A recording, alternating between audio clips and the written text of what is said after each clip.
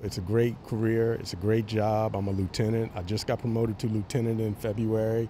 And it was the perfect transition for me from going from one team, basically being a firefighter, you're on another team because when the alarm goes off, I still get that adrenaline rush. You really don't know what you're going into, whether it be an EMS call or a fire call. But when you do get on the scene, everybody on that fire truck has a role.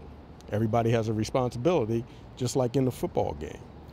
Everybody has to, do their part, and you're usually successful, albeit, sometimes we aren't that successful, especially on EMS calls, especially when we have to resuscitate, and, a lot of times we aren't successful. But I like to think that we have a 70%, my shift has a 70% success rate when it comes to doing high-performance CPR.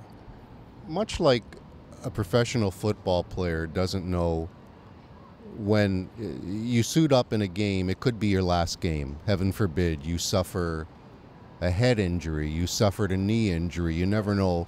It's much the same with firefighting. You don't know what you're walking into. Absolutely.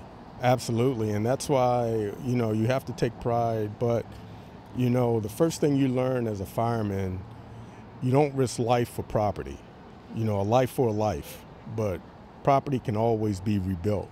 So in today's fires, things are burning much hotter and much faster with the way things are constructed. So we're really, as an officer now, I'm responsible.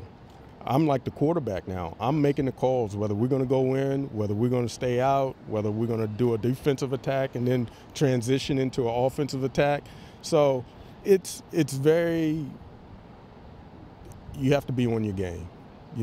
Because if you have a bad game, one of your crew members might not come home.